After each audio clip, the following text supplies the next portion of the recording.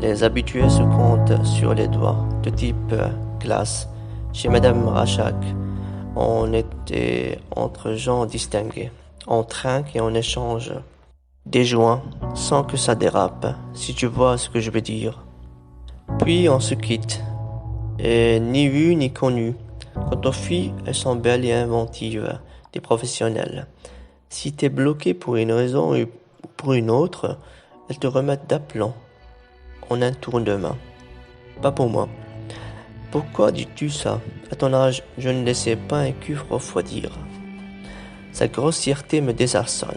J'ai du mal à croire un érudit de son envergure capable d'une vulgarité aussi crasse. Le docteur Jalal est d'une trentaine d'années, mon aîné.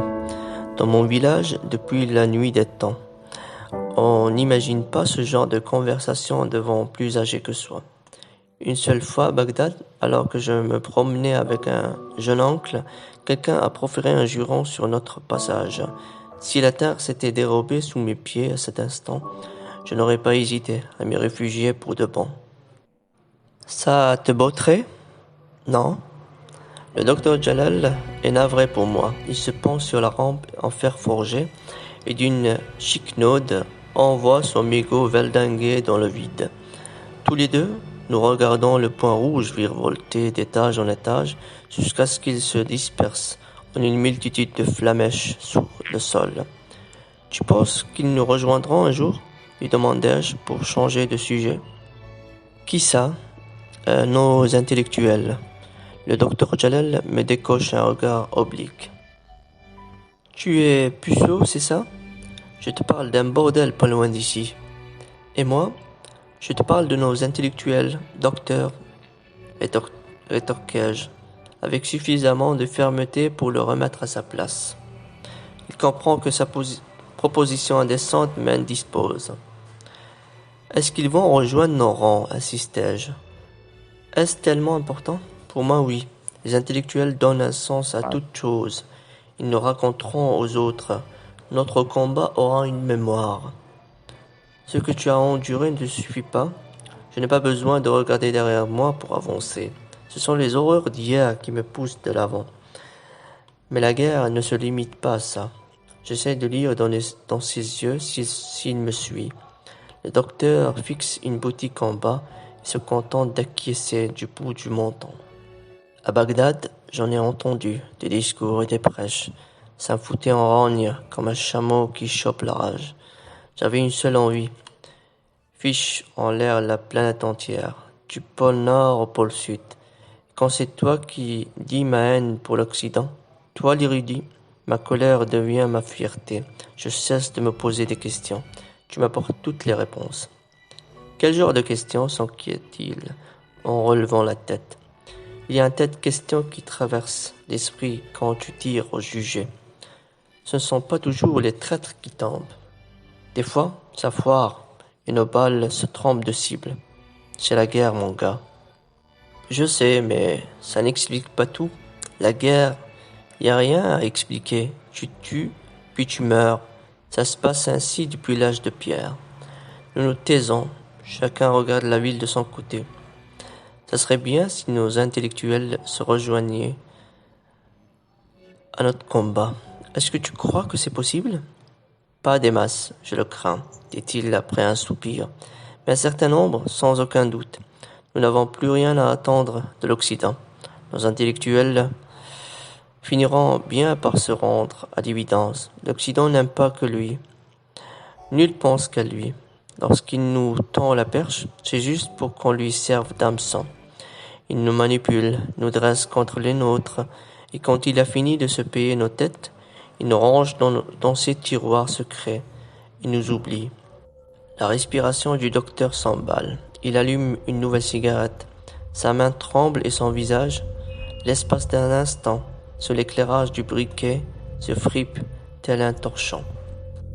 Pourtant, tu étais sur tous les plateaux de télé. Oui, mais sur combien de podiums? Comble-t-il. L'Occident ne reconnaîtra jamais nos mérites. Pour lui, les Arabes sont juste aptes à taper dans un ballon ou à gueuler dans un micro. Plus nous lui prouvons le contraire, moins il l'admet.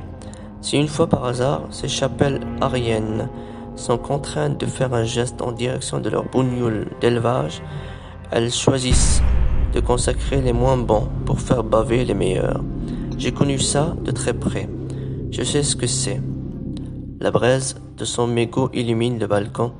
On dirait qu'il cherche à consommer la cigarette entière d'une seule bouffée. Je me cramponne à ses lèvres. Ses diatribes ressemblent à mes obsessions, consolident mes idées fixes, m'insufflent une extraordinaire énergie mentale. D'autres avant nous l'avaient appris à leurs dépens, poursuit-il dépité. En regagnant l'Europe, ils pensaient trouver une patrie pour leur savoir, une terre fertile pour leurs ambitions. Pourtant, ils voyaient bien qu'ils n'étaient pas les bienvenus.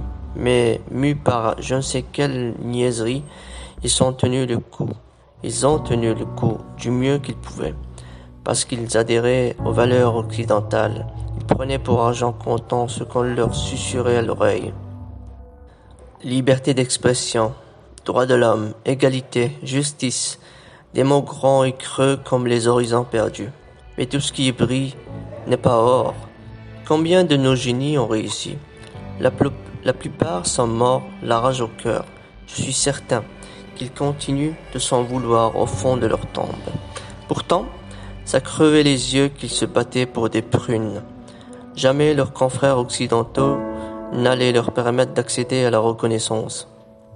Le vrai racisme a toujours été intellectuel. La ségrégation commence dès lors qu'un de nos livres est ouvert. Nos grands d'hier ont mis une éternité pour s'en rendre compte. Le temps de rectifier le tir, il n'était plus à l'ordre du jour. Ça ne nous arrivera pas. Nous sommes vaccinés. Qui ne possède ne donne, dit le proverbe de chez nous. L'Occident n'est qu'un mensonge acidulé, une perversité savamment dosée, un chant de sirène pour naufragés identitaires. Il se dit terre d'accueil. En réalité, il n'est qu'un point de chute d'où l'on ne se relève jamais en entier. Tu penses qu'on n'a plus de choix? Tout à fait. La cohabitation n'est plus possible. Ils ne nous aiment pas et nous ne supportons plus leur arrogance. Chacun doit vivre dans son camp, en tournant définitivement le dos à l'autre. Sauf qu'avant de dresser le grand mur, nous allons leur infliger une bonne raclée pour le mal qu'ils nous ont fait. Il est impératif qu'ils sachent que la lâcheté n'a jamais été notre patience, mais leur vacherie. Et qui vaincra? Celui qui n'a pas grand-chose à perdre. Il jette son mégot par terre et l'écrase comme s'il écrabouillait la tête d'un serpent. De nouveau, ses prunelles éclatées m'acculent. J'espère que tu vas leur en mettre plein la gueule à ces fumiers. Je me tais, le docteur n'est pas censé connaître la raison de mon séjour à Beyrouth. Nul ne doit le savoir. Moi-même, j'ignore ce que je dois accomplir. Je sais seulement qu'il s'agit de la plus grande opération jamais observée en terre ennemie, 1000 fois plus percutante que les attentats du 11 septembre. Il s'aperçoit qu'il est en train de m'entraîner sur un terrain aussi dangereux pour moi que pour lui, froisse la canette dans son poing et la balance dans une poubelle. Ça va barder à grande échelle, moquerait-il. Pour rien au monde, je ne voudrais rater ça. Il me salue et s'en va. Resté seul, je tourne le dos à la ville et me souviens de Kaf Karam. Kaf Karam, une bourgade misérable et laide que je n'échangerai pas contre 1000 kermesses. C'était un coin peinard au large du désert. Aucune guirlande ne figurait son naturel. Aucun tapage ne troublait sa torpeur. Depuis des générations immémorielles, nous vivions reclus derrière nos remparts entorchis. Loin du monde et de ce bête immonde, nous contentons de ce que Dieu mettait dans nos assiettes et le louons aussi bien pour le nouveau-né qu'il nous confiait que pour le proche qu'il rappelait à lui. Nous étions pauvres, humbles, nous étions tranquilles, jusqu'au jour où notre intimité fut violée, nos tabous profanés, notre dignité traînée dans la boue et le sang, jusqu'au jour où, dans les jardins de Babylone, des brutes bardées de grenades et de menottes sont venues apprendre aux poètes Être des hommes libres.